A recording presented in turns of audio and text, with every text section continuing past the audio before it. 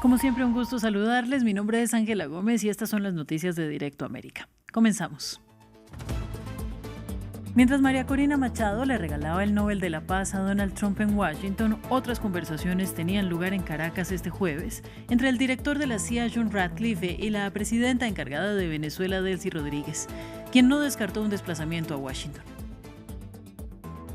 Irán entró en su segunda semana de bloqueo de Internet por las protestas antigobierno. El presidente de Rusia, Vladimir Putin, conversó con el presidente de la República Islámica, Masoud Pezeshkian, y dijo que buscaba ayudar a desescalar la crisis interna. También le ofreció a Israel mediar con Teherán. Y en Minnesota continuaron las protestas bajo la amenaza de Donald Trump de invocar la ley de insurrección y desplegar fuerzas militares en el estado. Los enfrentamientos de ciudadanos con agentes del ICE en Minneapolis siguen enardecidos por el asesinato de Ronnie Good hace poco más de una semana.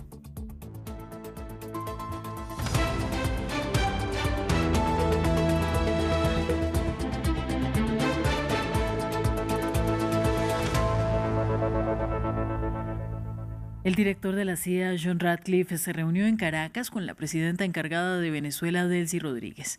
Lo informó el New York Times citando a un funcionario estadounidense. La reunión, que no pudo ser verificada de manera independiente, habría tenido lugar este jueves. Las partes hablaron de cooperación en materia de inteligencia, estabilidad económica y la necesidad de garantizar que Venezuela deje de ser un refugio seguro para los adversarios de Estados Unidos, especialmente los narcotraficantes, según fue textualmente informado.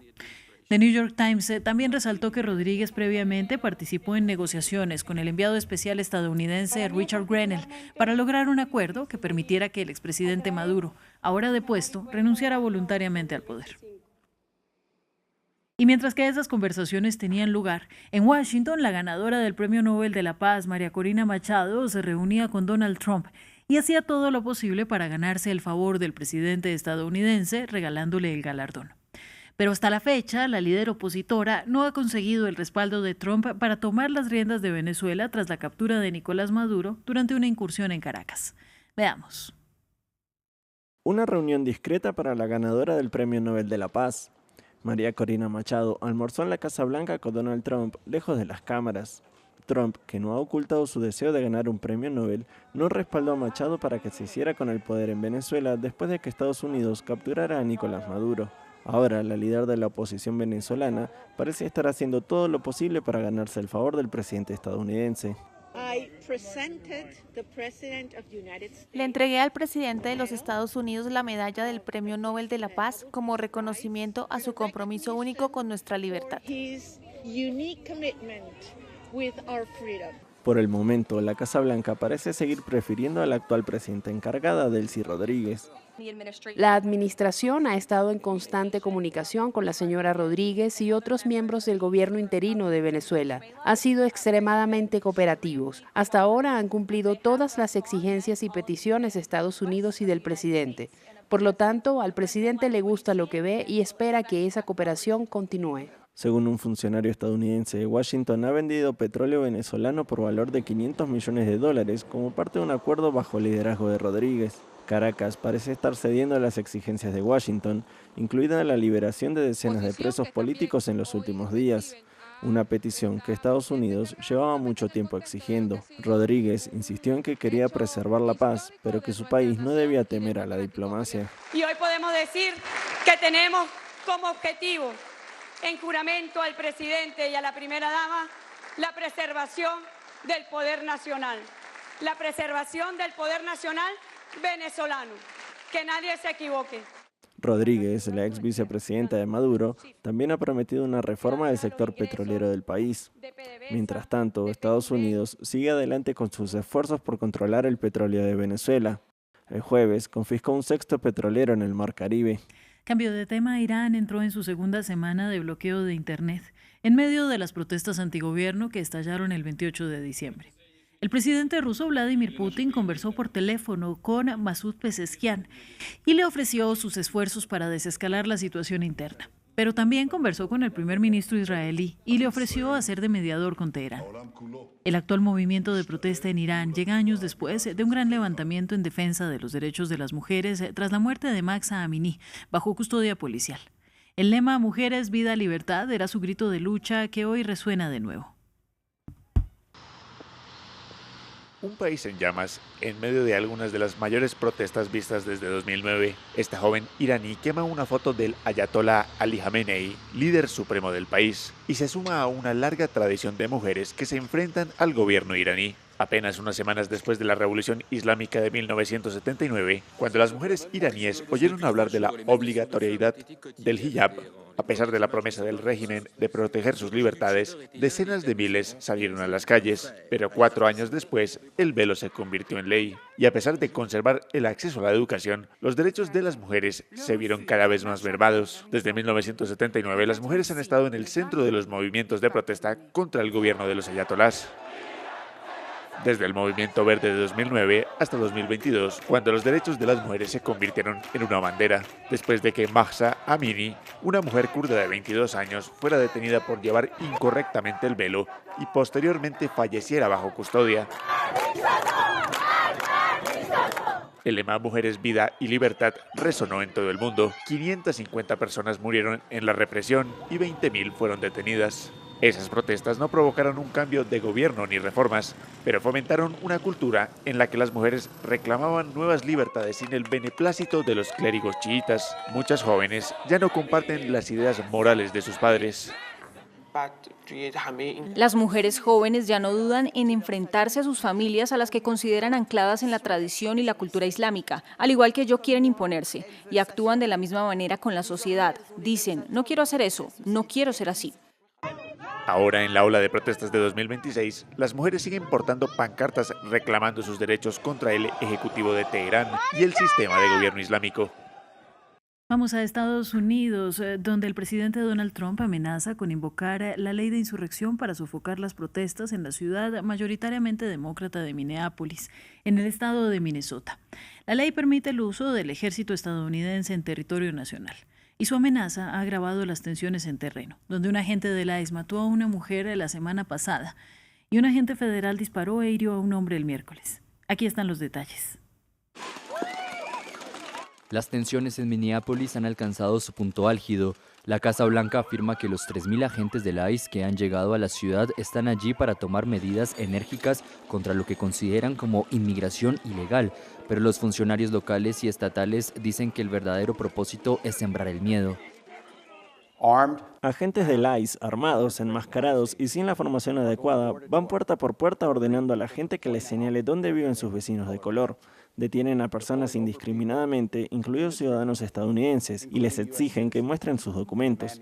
El jueves, Donald Trump recurrió a las redes sociales para calentar aún más los ánimos, afirmando que estaba considerando invocar la ley de insurrección, una ley poco utilizada que le permite desplegar al ejército estadounidense en territorio nacional, lo que provocó acusaciones y preguntas por parte de los demócratas, que consideran que Trump planeaba militarizar las ciudades demócratas antes de las elecciones de mitad de mandato. Mire, francamente esa es una pregunta que solo el presidente puede responder, pero la ley de insurrección es una herramienta a disposición del presidente. Lo que avivó las protestas fue el fatal tiroteo de la semana pasada contra Rene Nicole Good por parte de un agente del ICE, seguido el miércoles por otro tiroteo que hirió a un hombre que se dice que estaba en Estados Unidos de forma irregular y acusado de resistirse al arresto. Videos publicados en internet como este, en el que se ve a agentes del ICE sacando a rastras a una mujer discapacitada de su coche el martes, a solo unas cuadras de donde murió Rene Good, han expuesto las tácticas de mano dura que emplea el ICE. Sacaron a rastras de un auto a una persona con discapacidad que iba al médico y la acosaron. El presidente está actuando de forma ilegal. Tiene a la agencia ICE actuando como su policía privada. Están llamando a las puertas de la gente, a las puertas de ciudadanos estadounidenses y les están quitando su libertad. A pesar de la sugerencia del presidente Trump de que los ataques contra agentes federales podrían ser una justificación para invocar la ley de insurrección, hasta el momento no se han presentado cargos federales alegando que los agentes hayan sido atacados o agredidos en Minnesota esta semana. Una delegación bipartidista de legisladores estadounidenses se reunió con los líderes de Dinamarca y Groenlandia para asegurarles el apoyo del Congreso, a pesar de las amenazas del presidente Donald Trump de apoderarse de la isla ártica. Trump ha dicho que Groenlandia es vital para la seguridad de Estados Unidos y no ha descartado el uso de la fuerza para tomarla. En respuesta y vista la incursión en Venezuela, esta semana varias naciones europeas enviaron un pequeño número de personal militar a la isla a petición de Dinamarca. El enviado especial de Trump a Groenlandia, por otra parte, dijo que planeaba visitar el territorio danés en marzo y que creía que podría llegar a un acuerdo. Y en Francia, el gobierno de Sébastien Lecornu suspendió las negociaciones sobre el presupuesto francés con los otros partidos en el Parlamento. Una situación que abre la puerta a la posibilidad de aprobarlo mediante el polémico decreto 49.3, una movida que ya le ha costado el puesto a predecesores. Más temprano desde París, nuestra periodista Erika Olavarría nos ampliaba la noticia. El gobierno suspendió los debates hoy y del lunes, pues ya se cumplió el plazo de 70 días que tienen los diputados para ponerse de acuerdo en un texto y no lo han conseguido. Eso es lo que el gobierno, de lo que se está dando cuenta, ¿no? De que no se ha logrado ese texto de compromiso que quería el primer ministro, que recordemos había renunciado a aprobar por decreto o con el famoso artículo 49.3 el presupuesto de la nación, pero la ministra de Cuentas Públicas acusaba sobre todo a los extremos, a la Francia insumisa en la izquierda y a Agrupación Nacional en la derecha, de sabotear esta discusión con enmiendas y discusiones infinitas. Los mismos diputados de todos los colores y partidos políticos estaban diciendo que están cansados, que consideran que son siempre los mismos argumentos, los mismos discursos y que no llegan finalmente a un acuerdo. Así que esta noche Sébastien Lecornu va a dar un mensaje a la nación y allí debe definir cuál va a ser su método. Lo más probable es que se aplique o el 49.3, que es aprobar sin discusión parlamentaria. El gobierno, ¿no es cierto?, compromete la responsabilidad en ese proyecto de presupuesto. El gobierno decide, de hecho, cuál proyecto de presupuesto quiere, qué texto, si el que propuso inicialmente o alguno con las enmiendas que lograron los parlamentarios. Y la otra opción es la ordenanza. Eso nunca se ha aplicado en la Quinta República, que existe en Francia desde 1958. Es un poco lo mismo. Sin discusión parlamentaria, el gobierno también define el texto. La diferencia es que si tras utilizar esta herramienta el gobierno cae por una moción de censura, pues en el caso de la ordenanza el presupuesto se mantiene. Lo que está haciendo el gobierno hoy y el próximo lunes es buscar algún compromiso de algún partido para que no sea censurado, pues lo más probable es que vengan mociones de censura de los extremos, izquierda o de la extrema derecha. El gobierno ya ha contado con el apoyo del Partido Socialista y espera contar esta vez, al parecer. Sin embargo, los socialistas han dicho que si se aprueba por ordenanza, es decir, este método que decía yo que mantiene el proyecto de presupuesto y la ley de presupuesto aprobada, pues ellos no se sumarían a esta gestión. ¿Qué puede pasar?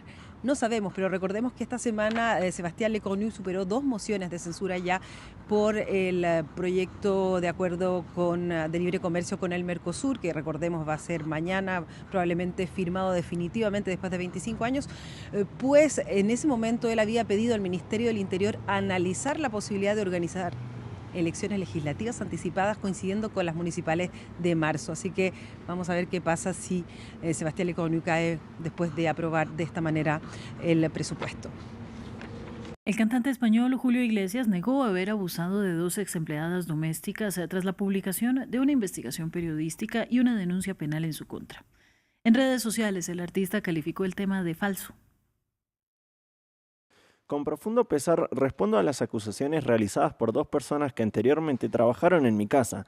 Niego haber abusado, coaccionado o faltado el respeto a ninguna mujer. Esas acusaciones son absolutamente falsas y me causan una gran tristeza.